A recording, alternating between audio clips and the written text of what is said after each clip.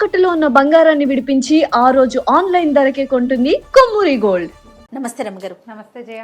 రమ్మగారు, మనకి ఆషాఢ మాసంలో వారాహి నవరాత్రులు వస్తాయి కదండి. ప్రతి సంవత్సరం లాస్ట్ ఇయర్ కూడా మాట్లాడుకున్నట్లున్నాము, ఇంకొకసారి మాట్లాడుకుందామండి. అసలు వారాహి నవరాత్రులు అంటే ఏంటి, ఏమైనా ప్రత్యేకంగా విధి విధానాలు ఏమైనా పాటించాలా? మామూలుగా మనకి 4 నవరాత్రులు చెప్తారు జయ. మనం రెగ్యులర్గా తరచుగా చేసుకునేవి అంటే మానకుండా భారతదేశం అంతా అన్ని ప్రాంతాల్లోనూ ఆచరించేవి 2 ముఖ్యమైన నవరాత్రులు. అవేమిటి? దేవి వసంత నవరాత్రులు, శరణ నవరాత్రులు. అదే శ్రీరామ నవరాత్రులు 9 అయితే దేవీ నవరాత్రులు ఇంకో 9. ఒకటేమో చైత్రమాసంలో వస్తాయి, ఉగాది పండగ నుంచి శ్రీరామనవమి దాకా రాముల వారి పెళ్లి వేడుక, ఈ నవరాత్రులు జరుపుకుంటాం. అక్కడి నుంచి 2వ నవరాత్రులు ఏం చేస్తాము, దేవీ నవరాత్రులు. శరత్కాలంలో ఈ మన ఆశ్వేజ మాసంలో అమ్మవారి పేరుతోటి 9. గణేష నవరాత్రులు కొన్ని ప్రాంతాల్లో చేస్తారు, మనం కూడా చేసుకుంటాం. లేకపోయినా మనం గణపతికి ఒక్క పూజ చేయటం. గణేష్ నవరాత్రులు ఈ నవరాత్రుల్లో చెప్పరు, మన అవకాశాన్ని బట్టి చేస్తాం అది. అయితే ఈ 2 కాకుండా గుప్త నవరాత్రులుగా చెప్పబడే 2 ప్రత్యేక నవరాత్రులు ఉన్నాయి. ఒకటి వారాహి నవరాత్రులు, ఇప్పుడు ఆషాఢ మాసపు తొలి రోజు నుంచి నవమి దాకా. 4వది శ్యామలా నవరాత్రులు, అది మనకి మాఘమాసపు పాడ్యం నుంచి నవమి దాకా వచ్చేవి. ఈ వారాహి శ్యామల మంత్రాధిష్టాన దేవతలుగా చెప్పబడతారు. అయితే ఈ వారాహి నవరాత్రులు అవి ఇటీవల కాలంలో వెలుగులోకి వచ్చినవి. మనకి మనుషులకి ఏమంటారంటే సాధారణంగా జరిగేవి కాకుండా ఏవో చెప్పరానివి, చెప్పలేనివి, తీరనివి, సరిపెట్టుకోలేనివి అలాంటి ఇబ్బందులు వస్తూ ఉంటాయి. ఈ జాతకాలు చూపించుకును లేకపోతే ఎవరైనా గురువుగారిని ఆశ్రయించు ఉన్నప్పుడు ఈ సాధారణ దేవతారాధన కాకుండా ఉగ్రదేవతారాధన కూడా చెప్పబడుతుంది జాతక రీత్యా. ఓకే. అట్లా రేర్గా అప్పుడప్పుడు ఇది చదువుకోండి అని చెప్పబడే విషయాల్లో దశమహావిద్యలు ప్రత్యేకమైనవి. అలాగే ఈ వారాహి శ్యామల ఇవి మంత్రబోధ ఉండి చేసుకునే వాళ్ళు చెదురుమదురుగా అక్కడక్కడ కనపడతారు. నార్త్ ఇండియాలో కొంచెం ఎక్కువ కనిపిస్తుంది మనకంటే, ఎందుకంటే వాళ్ళు చండీ పారాయణము అవి చేస్తారు. ఓకే. దసరాల్లో అసలు చండీ పారాయణ అవి మనకు ఉండవు. మనం రోజువారీ అమ్మవారికి ఎంతసేపు అలంకారం చేసుకున్నామా, నైవేద్యం పెట్టామో, ప్రసాదం ఇవాళ రంగు ఏమిటి, వాళ్ళ ప్రసాదం ఏమిటి, వాళ్ళు ఏం పువ్వు సమర్పించాలి, ఇందులోనే ఉండి లలితా సహస్రాలు అవి చదువుకుంటాం తప్ప, లేకపోతే రోజువారీ దేవతకున్న అష్టోత్తరం చదువుకుని సాధారణ పూజ అందరం చేసుకుంటాం. దేవాలయాల్లో విశేషంగా జరిగినా కూడా చండీ పారాయణలు అవి మన ప్రాంతంలో చేయరు, నార్త్లో చేస్తారు. ఓకే. ఈ వారాహి శ్యామల నవరాత్రులు కూడా మనకంటే కూడా బీహారు ఆ వైపు, కాశ్మీర్ వైపు అక్కడ జరుగుతాయట. మనకి తక్కువ, క్రమంగా అది వచ్చింది. ఇప్పుడు ఏంటంటే చిన్న చిన్న వాటికే తీవ్రమైన సమస్యలుగా పరిణమించేయటం, ఏం చేయాలో తెలీదు. రోజువారీ ఎన్ని పూజలు చేసినా సాటిస్ఫాక్షన్ లభించకపోవటం లేదా సమస్య తీరకపోవటం. అలాంటప్పుడు ఇట్లా ఒక దేవతని ఆరాధించి బోధతోటే, ఇదేం సొంతంగా ఎవరు మొదలు పెట్టుకోరు, ఎవరైనా చెప్తారు గురువు. ఇప్పుడు మనం చెప్పాము, కొంతమంది స్టార్ట్ చేసుకుంటారు. ఇలా కాకుండా, ఇలా ర్యాండమ్గా కాకుండా ప్రత్యేకంగా మీకు ఈ లక్షణం ఉంది, ఈ సమస్య ఉంది, ఇలాంటిది చేస్తే మీ సమస్య తీరుతుంది అని చెప్పే జ్యోతిష్వేత్తలు చాలామంది పెద్దవారు ఉన్నారు. ఇటీవల కాలంలో అది పెరిగింది. అందుచేత విరివిగానే మనం శ్యామలా నవరాత్రుల్ని, వారాహి నవరాత్రుల్ని చూస్తున్నాం. ఓకే. యాక్చువల్గా ఆషాఢ మాసం మనకి అమ్మవారి ఆరాధన మన ప్రాంతాల్లో ఉన్నది. ఏం చేస్తాం, తెలంగాణ ప్రాంతంలో అమ్మవారికి బోనాలు సమర్పిస్తారు. ఇది అమ్మవారు పుట్టింటికి వచ్చే కాలంగా భావిస్తారు. ఈ లెక్కతోటి ఇక్కడ జరుపుతాం. దాని సంగతి మళ్ళీ చెప్తాం. ఇప్పుడు మనం వారాహి దగ్గరికి వద్దాం. ఈ వారాహి దేవత సప్తమాతృకలలో ఒకరు. నిరుడు కూడా ఇంచుమించు ఇదే మ్యాటరే చెప్పాం. అవునండి. అయితే ఈ సప్తమాతృకల మాతృక అంటే తల్లి. ఈవిడ ప్రత్యేకంగా మన ఆహారము, మన ఆవాసాన్ని చూస్తుంది వారాహి. మనకి వారాహి అనగానే ఆదివరాహమూర్తి తడుతున్నాడు కదా, ఆ శ్రీమన్నారాయణుడి దశావతారాల్లో ఒకటైనటువంటి ఆదివరాహమూర్తి ఆయన యొక్క స్త్రీ రూపంగా చెప్తారు. ఒకటి. రెండోది, మనకి లలితా సహస్రనామంలో అమ్మవారికి మంత్రులుగా అంటే ఆమె పరివార శక్తుల్లో ప్రధాన శక్తిగా వారాహిని చెప్తారు. మనం కాంచీపురం కనుక తరచుగా వెళ్ళేవాళ్ళు ఒకసారి వెళ్ళినా గమనించండి, కంచిలో కామాక్షి అమ్మవారికి కుడివైపుగా మనం ఇట్లా నిలబడితే ఇటువైపు కనపడతారు, వారాహి అమ్మ కనిపిస్తారు. వారాహి విగ్రహం ఉంది అక్కడ. అక్కడ ప్రత్యేకంగా ఏం పూజ చేస్తారు అనేది వాళ్ళు ఏదో తమిళ్లో చెప్పినా నాకు పెద్దగా అర్థం కాలేదనుకో, కానీ వారాహి అమ్మ దగ్గర తీర్థం పుచ్చుకుంటాం మనం. లోపలికి వెళ్తే మనం బయట నుంచి దర్శనం చేసుకొస్తే బయటికే వెళ్తాం. ఏ అభిషేకానికో డబ్బులు కట్టిన వాళ్ళు అవకాశం ఉండి లోపల అంతరాలయ దర్శనానికి కనుక వెళ్తే వారాహి అమ్మవారితోటి కామాక్షితో పాటుగా యువతల ఆమె లోపల ఉంటారు కదా, పెద్ద తల్లి లోపల ఉంటారు. అంతరాలయం లోపలే కామాక్షి కూడా కనిపిస్తారు, వారాహి కూడా కనిపిస్తుంది. అదే వారాహిదేవి కూడా కనిపిస్తారు, ప్రత్యేకంగానే కనిపిస్తారు. ఇప్పుడు ఈ వారాహి మనకి అన్నము ఆవాసము ఇస్తుంది. ఈ ఆదివరాహమూర్తి మనకేమిచ్చాడు? ప్రపంచానికి భూమిని ఉద్ధరించాడు.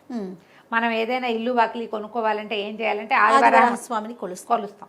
వారాహిని కొలిసినా మనకు అది లభిస్తుంది. ఆహారము ఆవాసము, మనం ఇల్లు కావాలన్నా తిండి అంటే మనకి తరతరాలుకి సరిపడే అంత మనకి ఇది కావాలన్నా కూడా పంటలు పాడి పంటలు వ్యవహారాల్లో ఆహారం అంటే పంటలే కదా. అవునవును. వీటికి సంబంధించి వారాహిని ఆరాధిస్తే మంచి అవకాశం లభిస్తుంది. ఆడపిల్లలు అత్తారిళ్లలో కుదురుకోలేకుండా ఉంటారు, వాళ్ళకి కూడా వారాహి పనిచేస్తుంది. ఈ అమ్మవారిని ప్రత్యేక ఆరాధన విషయాలు ఎలా ఉన్నా సరే ఇప్పుడు మనం అవన్నీ చేయలేం. సింపుల్ ఆరాధన చెప్తాను, నేను కూడా చేసేదే. ఈ ఆషాఢ శుద్ధ పాడ్యమి రోజున మీకు కుదిరితే ఏదైనా ఒక చిన్న ఫోటో పెట్టుకోండి. ఫోటో పెట్టుకోకపోయినా పర్వాలేదు, దొరికితే పెట్టుకోవచ్చు. దొరికితే చిన్న ఫోటో పెట్టుకోండి, పసుపు బొట్టు గంధము బొట్టు పెట్టండి, దీపారాధన చేయండి. వారాహికి సంబంధించిన బోలెడన్ని స్తోత్రాలు దొరుకుతున్నాయి. రోజువారీ పూజలోనే ఆమె కోసం ఆ స్తోత్రం చదువుకోండి. ఈ 10 రోజులు ఒక నియమం పెట్టుకోండి. 10 అంటున్నా కానీ 9 రోజులు ఒక నియమం ఉంచుకోండి. 9 రోజులు మీరు వెజిటేరియన్స్ అయితే ఒక పొద్దో, లేకపోతే ఉల్లిపాయ వెల్లుల్లిపాయ తినకపోవటము, ఓకే, తెల్లవారే దీపం పెట్టడము, ఇవన్నీ అని చెప్పట్లేదమ్మా, అన్నీ చేయగలిగితే మహత్తరంగా ఉంటుంది. ఏదో ఒక నియమం పెట్టుకోండి. ఈ 9 రోజులు ప్రత్యేక పూజా విధానం ఉంది కదా, 9 రోజులు నియమం పెట్టుకోండి. ప్రతిరోజు అన్న నివేదన, ఇది ఒక నియమం. ప్రతిరోజు పానకము పెసరపప్పు వడపప్పు నానబెట్టి పెట్టడము, రోజు ఒక కొబ్బరికాయ కొట్టడము, రోజు ఒక ముత్తైదువుకి బొట్టు పెట్టి తాంబూలం ఇవ్వటం. అమ్మవారి పేరుకి ఒక తాంబూలాన్ని సమర్పించి ఆ తాంబూలాన్ని సాయంకాలం లోపల ఎవరైనా ఒక ముత్తైదువుకి బొట్టు పెట్టి ఇవ్వటం. రోజు ఒకరికే ఇచ్చినా పర్వాలేదమ్మా, ఏం తప్పులేదు. ఓకే, ఇలాగా అక్కడి నుంచి ఇవి ద్వాదశ నామావళి ఉంది. వారాహి ద్వాదశ నామావళి చాలా సింపుల్గా మనకి స్తోత్ర నిధి వాటిలలో దొరికేస్తుంది. సింపుల్గా ఉంటుంది. చిన్న స్తోత్రం కూడా ద్వాదశ నామ స్తోత్రము లభిస్తుంది, ద్వాదశ నామావళి లభిస్తుంది. ఒక పెద్ద గంట సేపు చేయలేకపోయినా కూడా ఇలా చేసుకోవచ్చు. చాలా సింపుల్, అది చదువుకోండి. ఓకే. అమ్మవారికి కుంకుమ ఇంతంత పోసేయకండి, ఒక్క చిటికె కుంకుమ పట్టుకుని ఇట్లా పట్టుకోవటం. మీ స్తోత్రం పూర్తయ్యాక అది సమర్పించి దండం పెట్టుకోండి. మీరు వండే అన్నం, మీరు పెట్టే భోజన ఖర్చుతో భోజనం ఎంత అన్నం పెడతారో దానికి ఈ పూజకి సరిపోతుంది. బాగా చేయదలుచుకుంటే ఇంకా మీ ఇష్టం. మీరు ప్రతిరోజు చాలామందికి భోజనం పెడతా, ఇంతంత ప్రసాదం ఉండి అందరికీ పెడతానంటే అవన్నీ మీ ఇష్టం. అన్న నివేదన చాలా మంచిది. అమ్మవారికి పానకము వడపప్పు పెట్టుకోవచ్చు, ఏవైనా ఫలాలు నివేదించుకోవచ్చు. 2 పూటలా చేయగలిగితే కూడా మంచిదే. అదే స్తోత్రం 9 రోజులు చేసుకోండి. ఇట్లా ఏది ఏమైనా మన శక్తి మేర, ఇంకంతే మన శక్తి మేర చేసుకోవటము. కాకపోతే ఏంటంటే ఎప్పుడైనా సరే మనము 9 రోజులు దీక్షగా ఏదైనా ఒక విషయం పూజించదలుచుకున్నామంటే నియమం పెట్టుకోవటం చాలా మంచిది. అవసరం అంటల్లా నేను, మంచిది. నియమాలు పెట్టుకుని చేయగలిగే వాళ్ళు వాళ్ళ దారిని వాళ్ళు చేసుకుంటారు. ఇదేదో బాగుంటుందిట చేద్దాము అని అనిపిస్తే చేసుకోండి. 9 రోజులు దీపం పెట్టడము, రోజు మామూలుగా రోజువారీ దీపం పెట్టే అలవాట్లేదు, ఈ 9 డేస్ పెట్టండి.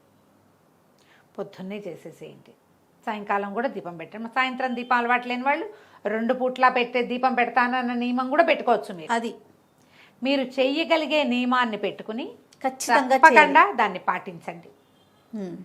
మీకు వారాహితో పాటు ఆమెను మీ కొలవాలన్న మీ దృక్పథం ఉంది కదా, అది మీకు ఎనర్జీ కింద ఫామ్ అవుతుంది. ఎప్పుడు ఇంతే పద్ధతి. దేనికైనా మన దసరా నవరాత్రుల్లో కూడా అంతే పెద్ద పెద్దగా చేయగలుగుతాం, చేయలేము. దేవాలయ సందర్శనం కూడా చేయొచ్చు. మనకి సమీపంలో వారాహి దేవాలయాలు తక్కువే కనపడతాయి. అవునండి కదా. నేను వారాహి దేవాలయాన్ని ఎక్కడ చూశానంటే రామకృష్ణాపురంలో, ఆర్కేపురం అంటే ఇక్కడ దిల్సుఖ్ నగర్ అవి దాటాక, కావాలంటే మ్యాప్లో చూడండి. 2 పీఠాలు ఉన్నాయి పక్క పక్కనే. వారాహి ప్రత్యంగిర పక్క పక్కనే ఉన్న దేవస్థానం ఒకటి. అమ్మవార్లు ఇద్దరు ఇట్లా చక్కగా ఎంత బాగున్నాయో జయ విగ్రహాలు, పరమాద్భుతంగా ఉన్నాయి. పురాతన ఆలయమేనా? కాదు, ఇటీవల కాలంలోనే నిర్మించబడింది అది. ఎప్పటి నుంచో అక్కడ ఉంది ఒక సంస్థ, చాలా కాలంగా, ఒక 30 ఏళ్ళుగానో 40 ఏళ్ళుగానో ఉంది. పక్కనున్న ఆలయంలో అమ్మవారు ప్రత్యంగిరగా కనపడతారు. ప్రత్యంగిర అంటే నరసింహముఖం, స్త్రీ స్వరూపం, ప్రత్యేకంగా ఉంటుంది.